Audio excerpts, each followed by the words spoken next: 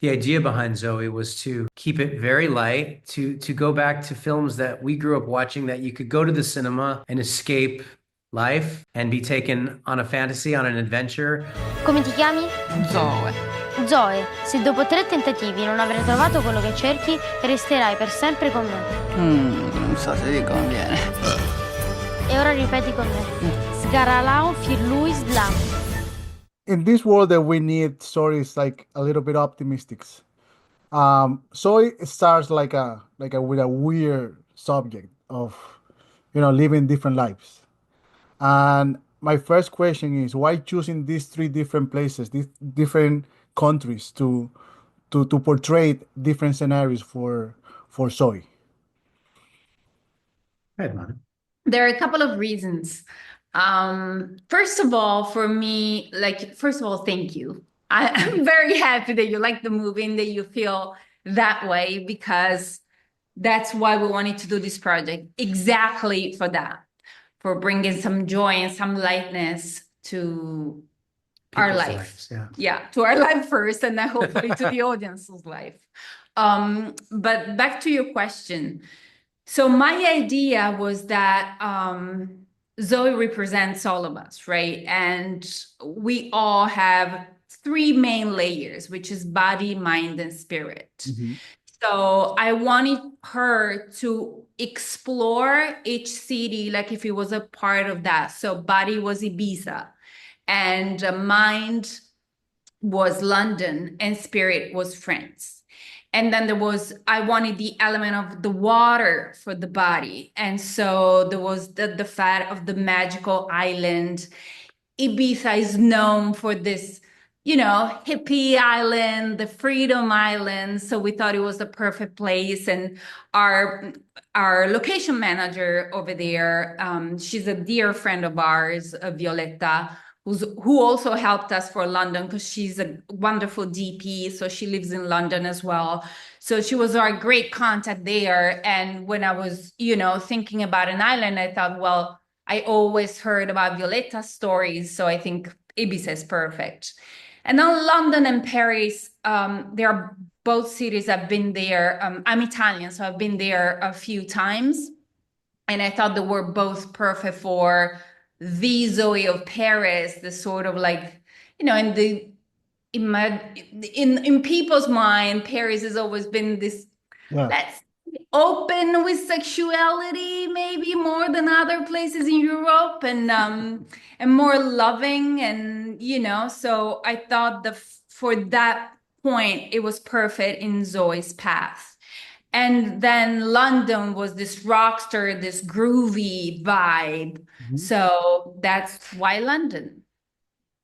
But also it's like, how hard is to find happiness? Because you say something important. It's three parts that we have. Mm-hmm. And she lived all three parts. But when she was thinking that she was happy with the hippie guy in Ibiza, it wasn't that great as a lover, but it was too intense. He was all over her. Then she had the perfect life with the rock band, but the guy wasn't paying attention to her. And then she got, I don't want to spoil anything. And yeah, then, it's hard. it's always lacking of something. So what you guys are trying to say about happiness? I think ultimately we have to find happiness from within ourselves, is what we're trying to say, is that you can look externally forever, never find it. You have to find it internally, and then you'll find it externally. But I think you have to find peace and happiness and joy with yourself, and the confidence and belief in that, and understand that you have to figure out who you are first, and that you can find the happiness inside of you, and then it will flourish out externally. There's a scene that really struck me, because I think we all been bad friends at some point. Mm-hmm. And I have to say, is that sequence at the beginning when Zoe is confronted by her friend and what happened to her. And the movie explores, like you say, personal happiness, but also explore friendship. It's also explore my relationship with my mom and my dad. And I Mhm. wonder how much are of your personal life in this movie. Well, I think that the main rule that they say to every screenwriter is that write about what you know. So for sure, I start from things, point of views that are close to me, but then I fantasize over that. One thing that I've been dealing and thinking about a lot is that how people, I don't know, society in general is getting very ego-centered, and it's very hard to be graceful with each other somehow. Instead, it's very easy, right? If we listen a little bit more, we can really be graceful with each other and supportive with each other. So for that scene that you were saying in particular, so there are different things for sure. They are a part of my life. They are in there, injected here and there. Then, like I think also we wanted to touch upon some big also themes like same sex love relationship, or even a touch of abortion, like the reason, like Very, what should we do, but we always wanted to make it in a way which is like how life is. These big things can come into your life, but you don't make it a big deal. You just gotta figure it out, right? And it's how we wanted to approach it in Zoe, making it light, but making it like natural, like in our life. Or sometimes our friends, they call upon us stuff, right? Like, what are you doing? You didn't listen to me. I needed you. And it's like wake up calls. So we wanted to inject all that in a very natural way without being heavy, but being still like this is life. And I think that's how we, right, Dean? yeah. Wanted I mean, to I be. think it amounts to, I think every piece of Zoe, from who she is when she's not in her adventure and her opportunity, is, I think we tried to touch on it. So every piece of her is a piece of who everybody is at one point in their life. Yeah. Whether you are a good friend or a bad friend, I think everybody's been on both sides of that coin, depending on, where you are in your life journey.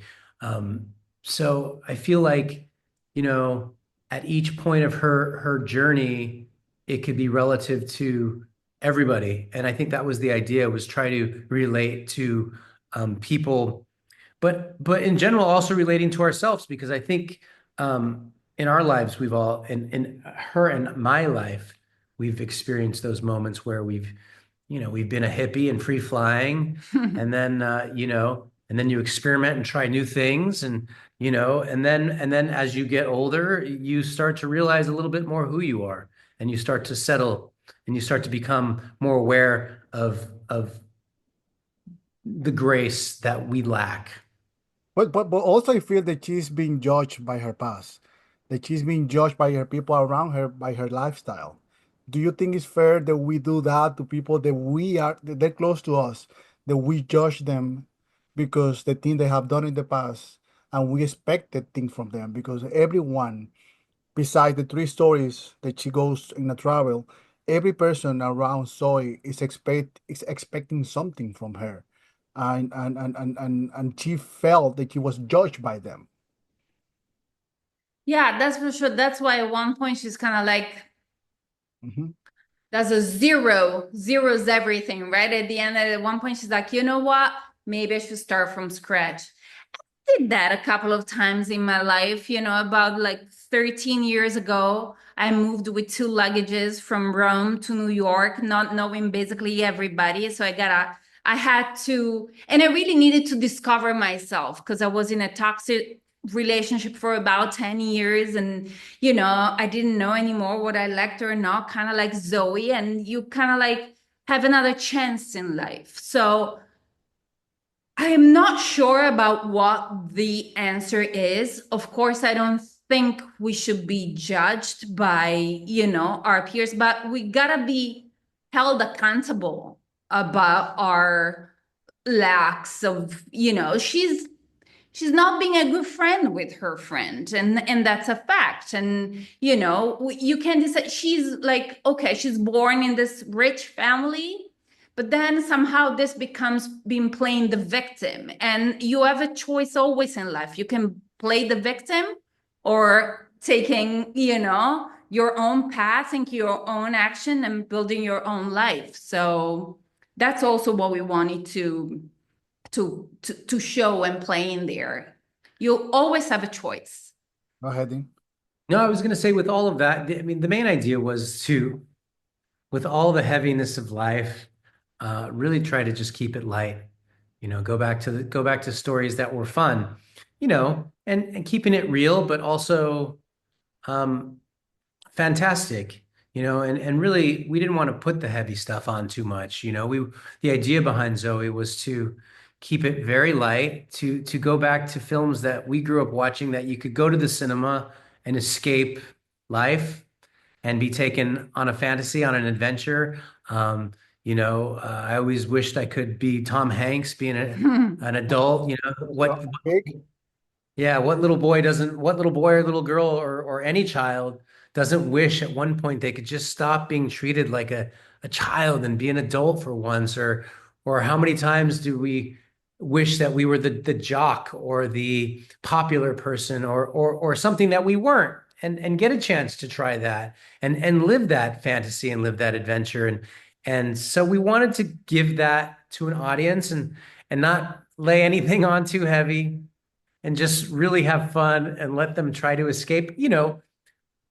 Also in life, there's lessons to be learned. So you can layer those things on, but with a light hand, not with a heavy hand. You can do these things with a smile and with a lesson that's not like gonna tear your insides apart, but make you think. But at the same time, the main goal was to make an audience smile and laugh and have fun and Be surprised. all those things, and a little shocking, add a little bit of shock in there too, I think, but not for the value of shock, but more for, again, sometimes life it just takes you somewhere you didn't expect. For me, I felt like I love that you guys choose comedy to tell the story. And I remember Zoe just make me feel like Frances Ha when I was watching it. And then a little bit of Bedazzle. And this movie from Alice Rottweiler, there's an Italian film, something Felice. This guy that's always doing things, kind of Forrest Gump. I forgot the name of the movie. But for me, something also important is like Zoe in those dreams, or in those scenarios, she was not an immigrant. And Right.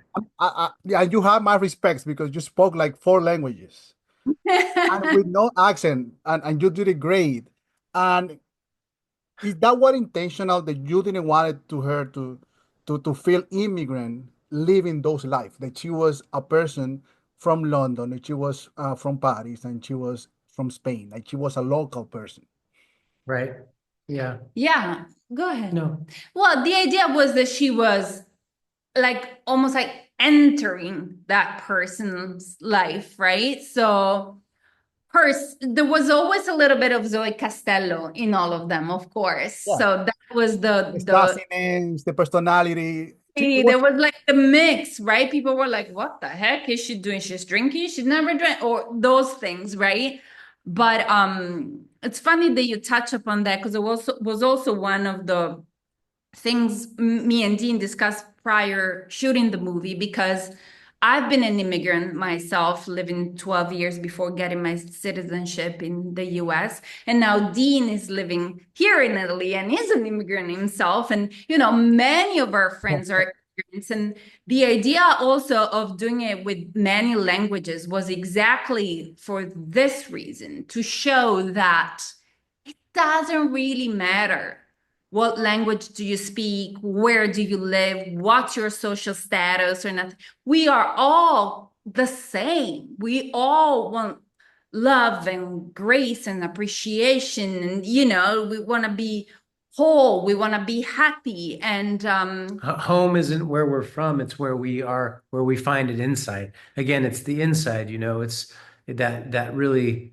determines like what we consider home and how we consider that place home. So almost in the respect of, yes, she's at home because she is that person. She's like a little snail, right? So her home is always carried it with her all over the places. And I think that's really a story that a point of view that's very important nowadays. I feel, the world, it's like, yeah, I'm here now, but who knows tomorrow? So it was very important for both of us that was up there for whomever wanted to catch, and you caught it. Yeah. Some others might not. For me, also, it was that really, I felt happy to connect with something that I forgot. It was the music of Jarabe de Palo. And you use Jarabe de Palo in a couple songs. But I don't remember that I have heard Jarabe de Palo in any movie before. I can't remember. And why choosing? You choose like 2, 3 songs from Paul Danés. Yeah, Grita Why? la Flaca. Yeah, why? Why was this? This was intentional. There are two stories to this. One is that I'm from Italy, and Grita la Flaca during my teenager years were huge hits here. And then we were shooting in Ibiza, but I didn't think about him when we were talking about music. And we talked about music pretty early in the process of the movie, because for Dean is always very important as a director and as an editor. You talked about it, I'm sure. Music, yeah. But then we were in Ibiza. Do you want to tell the story? We were in a store, right? We were in a store shopping, and again, and the idea was that we wanted to have something from each country that was, from the country, from the language, from the area that we were shooting, and so, yeah, we were just in a store, and I was like, we were in the store playing in the background was. And he was like, "Who's this?" And I'm like, this is perfect. I'm like, this is great. And I was like, oh my gosh, there's one song in particular that's gonna be perfect for the beach scene. Yeah. For the first encounter. It's so sexy. And when I remember coming back on our way back, we were obsessed just listening to Jarabe. Everything. I'm like, I gotta hear everything. He was crying and laughing. Yeah. Because when we hear La Flaca, it matches with your character, because I think this is the only time that we see your body, like your whole body constantly out. When you're in Ibiza, you're in bikini, you're doing things, you're getting a tattoo, you're just moving all over the place with this guy, you're just taking risk, doing things that young people will do. And then the age gap, the conversation about age, and then we see you all cover it in London. All covered. I don't wanna say anything else, but you are protected. You have to be protected. But unattended. Like, this person was just living the famous life. And then when you are in France, it's like mind open. But it's like going contrast. It's going to show everything bright light to gray and then a little darkness. And I think that's a hard work also for cinematography. And I wonder if you picture all this when you were thinking about each life that you had. Go ahead. Yeah, absolutely. I mean, it was extremely difficult, the cinematography, because, the crew was essentially, this was no crew. It was like mumblecore. It was like 5 of us, including me and her. So it was, I was the cinematographer and camera operator. And, I always say, if you don't have money, time is your money, and preparation is the key to that execution of doing that. So just talking about the tone and the flavor for each country, and understanding lens and light, and then, like, you have this idea in your brain, and then, like, being able to execute it, it becomes a different thing because you have minimal everything. And so it was just a lot of endless, looking for examples of, like, visual examples over and over, from different movies to pictures on the internet to paintings to everything you can to sort of represent the tone of each. And we talked about color-wise tones and palettes, different color palettes for each cities and seasonal stuff.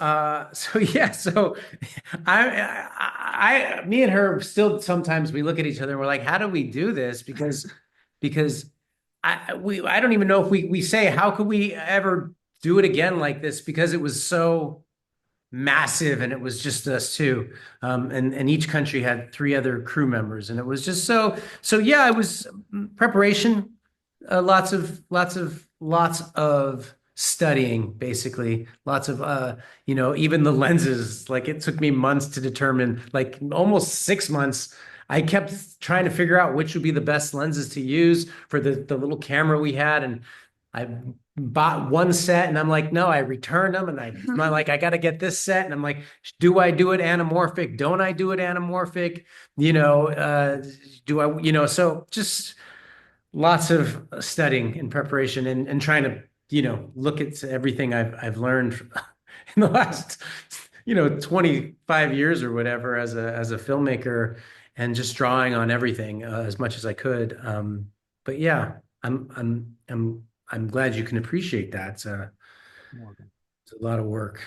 Manuela, you say something in the press notes that I read about that the movie it's to try to find true and love, two different things. Mhm. What things was more clear for you after you filmed this film? Like what was standing up? Did this definition changes, or did you found something different after you Mm, saw it? I think Zoe really changed my personal life as well.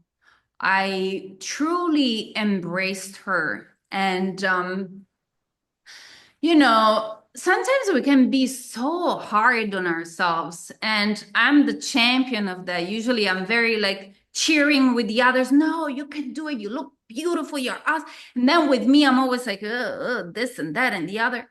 And, I went really with Zoe. For example, Ibiza, you said very, skin out, and Dean knows it. I'm always very like shy and I was like, I gotta, and I even went harder on myself because I have hair under my arms and everything. And I just embraced her, and it was so liberating. And so I think as far as truth, yes, absolutely. I think without truth, I cannot live. I don't care. I can be, I don't think I can be cruel because I wouldn't get that far. I tell you the truth before when it doesn't get weird. But I really believe that. I have the love of my family, and that's all it matters to me, and to be truthful to myself first, thus to the others and to the world. That's all it matters. If I have those two things, then everything else is whipped cream, cherries, sprinkles, and that's all. It's interesting that you say that because the first character pointed out the things that we call imperfections, and she get offended, but he is loving it. The Yeah, marks, whatever, and she's like, exactly. "Whoa, why are you looking at this?" But this is a female conversation mostly, and Exactly. That's I have when three. she, I have two sisters, and I hear conversation about the way they look, and I have a daughter. But this is I feel like Soy. It's a movie that everyone's gonna enjoy, but women will feel more identified because it's a lot of inner conversation that we yeah. usually have. And go ahead. And that's why he helps her. Every other character that she encounters, although she leaves them, right? Mhm. But they helped her navigate that moment. For example, from that moment on, she embraces her stretch marks, her dimples, and her flaws and imperfections. And that's the point of the movie. And that's what Zoe gave me too. It's like, okay, I'm like this. Perfect. I'm unique and I'm my own self, and I have these things. I have my imperfections. We all have them, and that's okay. And that really freed me in my personal life as well as in Zoe. And I hope, to whomever is going to see the movie. Two last questions. First, how was that experience after the movie was shown in the Miami Film Festival and the people approached to you guys to tell them how it felt? And for me, I think I'm not a filmmaker, but I was having that conversation with a friend that is a filmmaker. Like, if you are in your movie for the first time and people are watching it and they laugh, they cry, they get scared, I think you did an outstanding work. If people have any reaction watching your movie, even if they hate it. And first, how was that experience when after the movie ends and the Q&A, and then as a creators, what do you expect the people take from this film and this story? Go ahead. I think when we first started, it was so far the only screening we've had. But Yeah, for me. it was I mean, it was fantastic, remarkable. Things that we didn't even think were funny, you know, people were laughing, and the audience went along for the ride, like beyond our expectations, and that's just a phenomenal feeling that that they were able to get what we were trying to express. You know, that's you know, mission accomplished, beyond mission accomplished, and you know, how does it make you feel? It makes you feel great. I think, I mean, it's weird because it's different for her, for me, you know, her performance is great. All the performance is great. I think for me, as the person responsible for the image, I think you know, there's a little bit, you know, I'm also very difficult. You know, I'm an artist, so I'm very hard on myself. So I think sometimes it's hard. So, you know, when you know that you had the restraints, and you had very minimal the ability to not really light so much, but use basically what you got.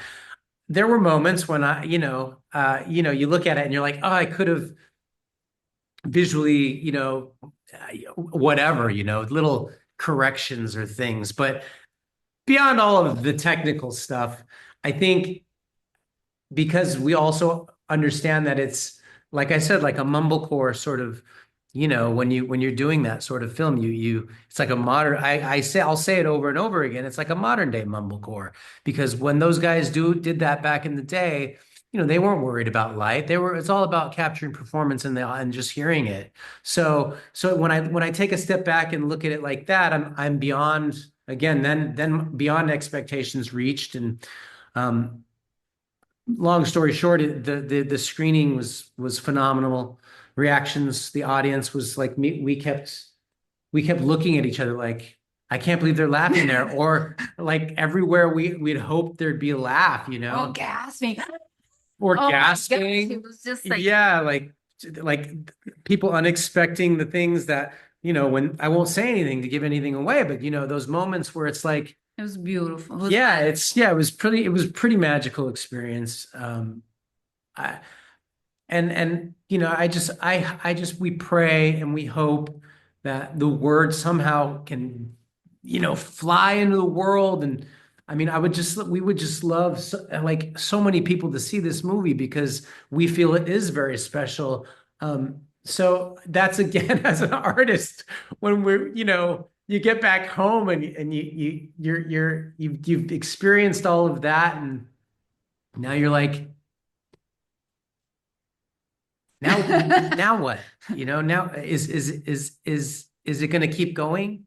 Is it going to keep going? Because, you know, as independent artists, you have a screening, and sometimes, you know, God forbid, that's it. And we got to keep positive, and you know, that's all we have is our ability to stay positive and to put that out in the world, that no, this is just the beginning. And actually, whatever happens, it was such a phenomenal experience, being there, experiencing the audience reaction, being with her, you know, going through the journey of making the movie was just remarkable. So to even get it to a point where we're at a festival like Miami, sitting in an audience, like we were like, who's going to show up who's even going to come? You know, you never know, right? We're like, we almost had a full theater. So yes.